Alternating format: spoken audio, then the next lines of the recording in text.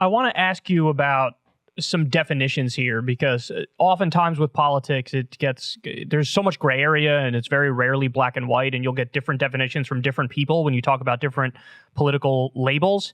Talk to me a little bit about the difference between, say, social democracy, what that entails, versus something like market socialism. And then tell me if you think they're even mutually exclusive. There is, if you go strictly by what the two concepts are supposed to convey, there is a qualitative difference between them, though, of course, you can shade over into one from the other. What social democracy is, basically, it's a institutional form of capitalism. You still are inside capitalism when you have social democracy. Because why?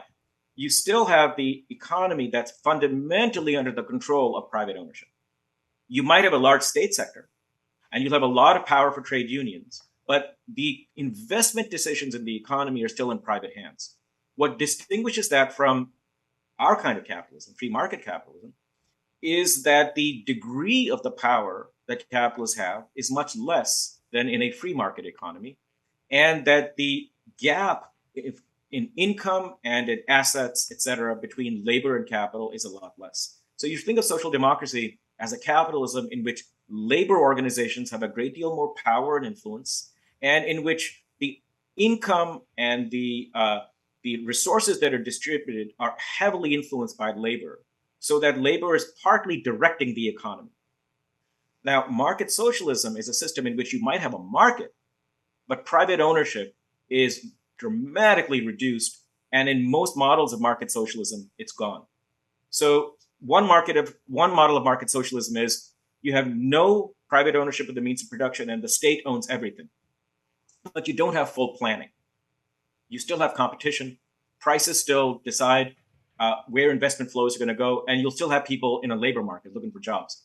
Now, another model is you don't have state ownership of everything, but you might have co-ops. No private ownership, but co-ops owning everything. And a third one might be that you have workers in some way or form through trade unions deciding what's going to go where. What all of these have in common is that in Marxist terms, there's no exploitation. There's no private owners who are now getting workers to work for them. It's community or public authorities of some kind. Where it differs from planning is that markets still play a very important role, unlike in a Soviet-style planned economy. So the qualitative difference between social democracy and market socialism is that while both have markets, in one of them there's still a capitalist class, and in the other there isn't supposed to be one. Do we have successful examples, or what is the closest example we have to a successful implementation of market socialism? No. For limited duration in Hungary, in Yugoslavia, they did implement these for about 20 to 25 years. They weren't total disasters. And I'm sure in about 15 to 20% of your viewers, there's going to be death threats coming through now to you for my saying this. But anytime anybody asks about revolution, planning, or one or two other of these totemic things on the left, and I give the wrong response, there's a slight tremor. Just don't read the comments. You'll be fine. Yeah. Okay. So now that doesn't mean it can't work. Market social. The problem was that the market socialism that was tried in Yugoslavia and in Hungary was grafted on top of a central planned economy. So they tried to modify and maybe reduce central planning to give more role for markets, but the entire institutional structure still revolved around the apparatchiks and the plans and all the bureaucrats. And it was very hard to reduce their power so that you can get more power for the markets. So it didn't work, but I don't think it's a death sentence for market socialism. I just think that the road to it might give you different results if instead of the road going through central planning first and then grafting markets into that central planning, instead you went through social democracy and radically or slowly reduced the power of capitalists within that social democracy. Because I feel like we have a kind of good intuitive sense of like what went wrong with centrally planned economies, but what are some of the areas where you can get tripped up? Like what are some of the potential tripwires that can go awry with market socialism? hard to say, Krystal, because we don't have a lot of historical examples. So you're sort of imagining what the tripwires would be. But the biggest tripwire, I think, would be not the planned part of it, because here's one way to think of market socialism, which I think would be the most plausible, which is I actually think if you just started off with a Sanders-style model of the state taking over some key sectors of the economy, what used to be called the commanding heights of the economy, healthcare, transportation, housing, big chunks of the media through some sort of public funding of the media, the national highway system, all these things, you already got about 40% of the economy under your control.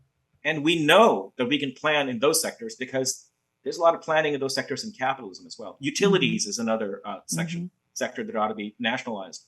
So let's say you've taken over 50 to 60% of these big sort of quasi-monopolistic sectors where you know you can plan them. Now you've got about 50, 55% of the economy that's left to markets. Now you slowly start eliminating private ownership in those. Maybe you start with hotel chains. Maybe you then move on to the auto industry or something like that. Through an iterative process, you can see how far can you take planning, and in what domains is it just beyond your reach, and you're going to have to leave it to markets. Now, if you leave it to markets with some kind of private ownership, the difficulty is going to be that the private owners are going to be like sharks. They're never going to stop trying to extend their control over the market.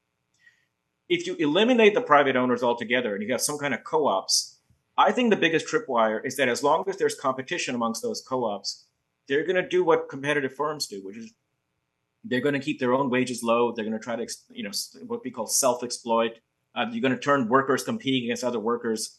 So the biggest tripwire is that you've eliminated a big chunk of capitalism, and you've either still got capitalists, and they're your permanently deployed lobby trying to push back against the state sector, or you've got workers competing against each other, and that's eating away at the social fabric that you'd like to see inside market socialism. Those are the two that immediately come to mind. So what's your sense of, because we're talking about here central planning versus markets, what's your sense on what the right balance is there? Because oftentimes, you might have this debate in left circles, and some people will be for a more centrally planned economy, and others will be for market socialists, where they do want to leave a lot up to the market, but just have worker co-ops, which is democracy in the workplace. I feel like it's a little bit of a false dichotomy here in the first place, because you just described there, the state can take over 40, 50% of industries. And in fact, there are Scandinavian countries today, and correct me if I'm wrong, Professor, but there are Scandinavian countries today that have about 40 or 50% of their economy is taken over, centrally planned, et cetera. Is it your sense that there always needs to be a balance there, and you need some semblance of markets versus central planning, or do you lean more in one direction or the other direction? I think there's no obvious answer to this. And whenever you are confronted where you don't have an obvious answer, you should go back to what your principles are. I think there are two principles that we should be, actually three principles we should be working with. One is that you want to reduce the economic and social power of capitalists to the maximum extent possible. Maximum extent possible means you're going to go as far as you can without creating new problems with yourself. And those for yourself. The new problems would be if you eliminate them altogether, and you do not really have the capacity to replace them with full planning, then you shouldn't do it, because a fully planned economy then will have its own new problems, amongst which will be a very unhappy population. So you go as far as you can. That's practical. That's principle number one. Principle number two then is that you want to make sure that the planning you have isn't encroaching on people's freedoms. And it's not just that it's a single party dictatorship and it's going to run everything, that kind of thing. A lot of planning will require intrusions into people's private lives. So people like to say that, well, planning will work because it'll be democratic and everybody will give their preferences for what they want to consume and what they'd like to see produced. Well, a lot of that stuff is information people won't want to give up, because what they want to consume may not be something they want everyone else to know. So you want to make sure that these planning bodies who are asking people to send lists of everything they want to see produced don't include things like, sex toys and exotic underwear and things like that, which people might actually want. So you want to leave certain things to private decisions, and those private decisions have real, I think, salience for the left. So don't nationalize the sex toy industry right out of the gates. You got to wait. That one's further down the path. Yeah, I mean, can you imagine some bureaucrat deciding which toys you can and cannot use? It just makes for a pretty tricky situation, I think, for a lot of people. And the third principle is that you don't want the new system to be one that creates new antagonisms. So if you have a co-op based system and everyone's competing against each other, you've generated a new form of competition where now you've got new kinds of antagonisms in society, which the whole point of a market socialist or a social democratic system was to try to reduce.